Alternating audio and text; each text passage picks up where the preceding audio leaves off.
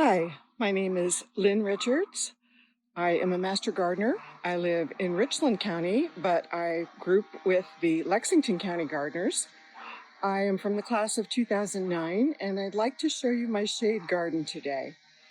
The plant that you are looking at right now is called Iris tectorum. The common name is rooftop iris. And I wanted to talk to you today about shade gardens because I've had to learn to really get creative with shade gardens, and I wanted to show that there can be a lot of different color and texture in a shade garden. So I'm going to take you on a small tour of my shade garden now. The first thing I'll show you is this wonderful variegated Iris tectorum that I got from Ted Stevens at Nurseries Caroliniana about 2 years ago, and it's finally taking off, and this year it had some lovely dark purple blooms. The one thing about shade is you have to learn to really brighten the spot up. Here's another trick. This is autumn fern, easy way to get a little bit of yellow and orange into your shade garden and a lot of feathery texture. Next, we're going to walk down here. This is a hydrangea getting ready to bloom out. Now this area of my yard gets about 3 hours of sun, so it's not really a full shade garden. But it do have to have plants that will tolerate shade, more so in this area than in a sunny area. This is something delightful. This is called a hardy begonia, and I love it because look at the undersides of the leaves. I just think it's fabulous. Now, in about August, this will send up some lovely pink blooms on a real tall scape, and they're very delicate.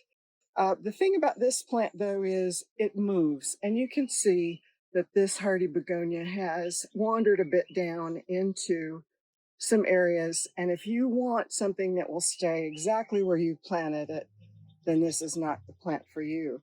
But I'm telling you, when the wind blows and that beautiful burgundy side of the leaf, the underside of the leaf shows, it's just gorgeous. All right, and I'm going to take you over now to this side of my yard. And this is almost complete and total shade, starting with this right here. This is called Chinese knotweed. I got this as a hand-me-down plant. And in the summer, it will have delicate white blooms on top of it.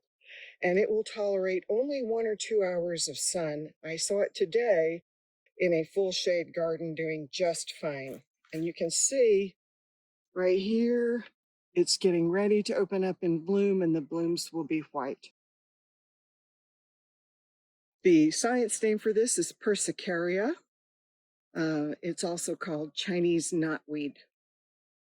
Now, this is another little delightful plant that I got from Ted Stevens at Nurseries Caroliniana. And this is called a Japanese boxthorn, or a tree of 1,000 stars. The science name for it is Ceres fetida, and that means that it has this little bit of an odor. Another thing I have in my shade garden is Betilla.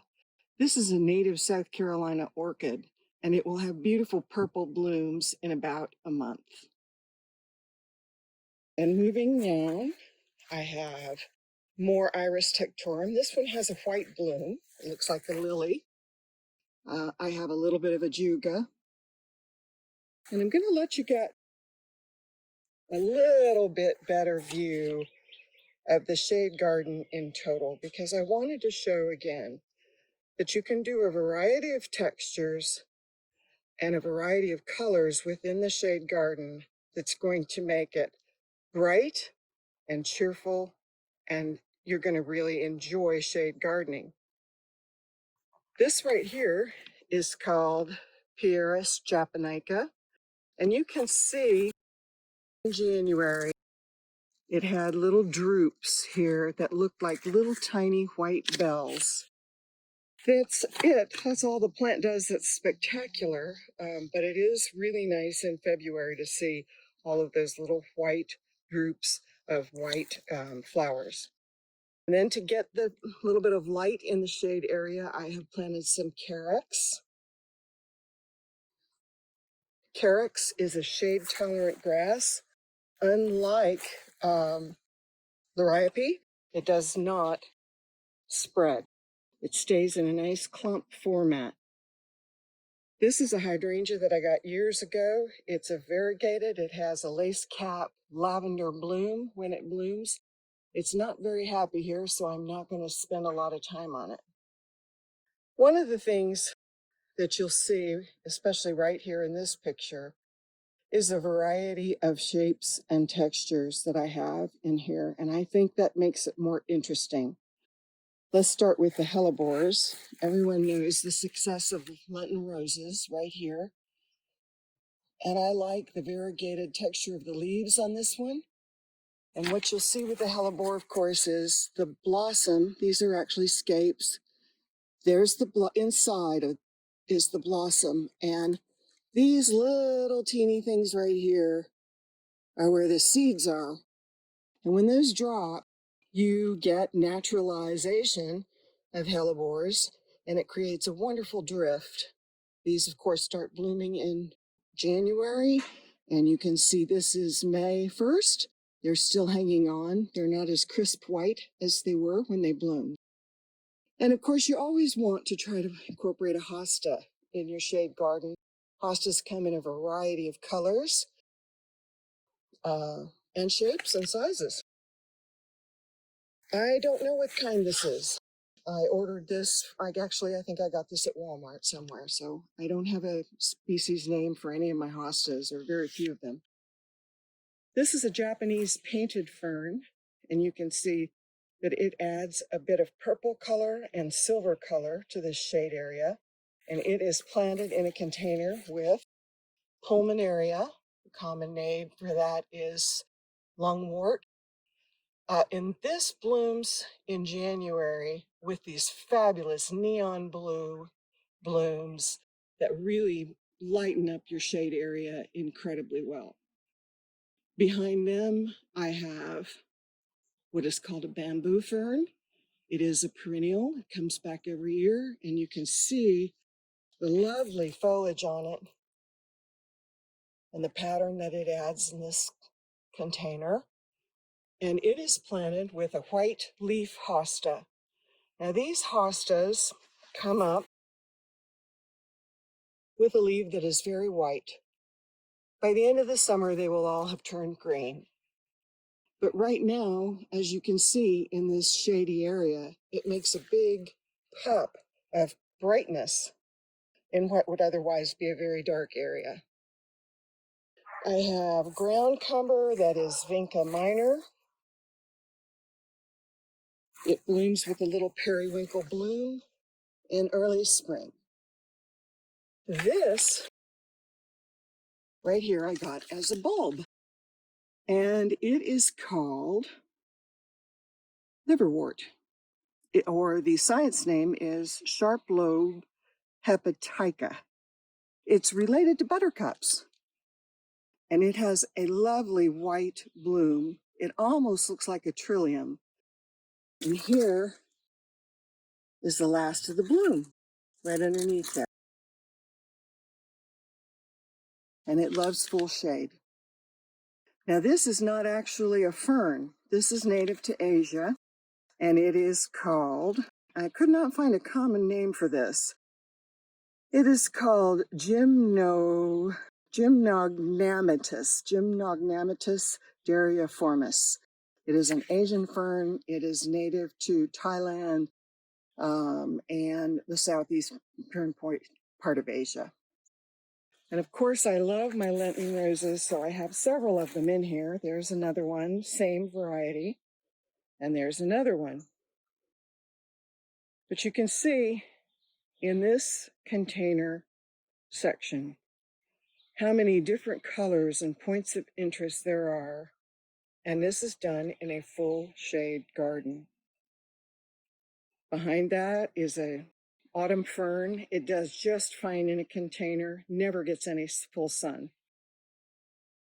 This is another white hosta, and it is planted with something called a netted chain fern. And it's called Laurinaria areobata, is the science name of that. And again, it is a delightful addition of a different color, different texture. It's planted with the white hosta. This is a hosta called Blue Angel. Now, I just rescued this out of the ground a couple of years ago, and it was pretty puny, but you can see in the container, it is going to really flourish and get large, which I am looking forward to. Another hosta with a white edge on it, some more Carricks. This is a shield fern. It is native to South Carolina. I use it as a ground cover here. And of course, no shade garden is complete without some common old cast iron plant. It is indestructible and always adds interesting texture and form and height, vertical height, to any shade garden. There you go. There's a little shot of the cast iron plant behind the shield fern. And last, I'm going to show you a native ginger that I picked up. I don't have a science name for this, but you can see that is the bloom way underneath there, that white thing. This will fill in nicely, and all of these plants tolerate very dry shade. I do have irrigation here in the summer. I water everything lightly about once a week just to make sure it doesn't get too dry. But you can see this shade area is planted underneath some really tall oak trees, a dogwood tree, and hackberry trees. So this area stays very dry shade, which is another reason why I've put so many things in containers. I have some more Japanese painted fern back there. And last but not least, I put in, that is a drift of stinking hellebores. They bloom in December and January. It's a very interesting plant because it is poisonous to ground critters and deer. So it works to deter deer from coming into my yard. And even more importantly, it has been an excellent screen to keep voles out of my garden. And you can see there at the base, this plant reseeds prolifically. So if you need something that is a backdrop, like a little hedge in your shade area that will deter voles and squirrels and deer, hellebores are the way to go. All right, that's it for my shade garden. And I hope you enjoyed this little tour. I hope it gave you some ideas about what you can do in what you might regard as a problematic area of shade. Thanks for listening. For more information, please visit the website clemson.edu/HGIC, where you can find fact sheets on any one of these plants. Happy gardening.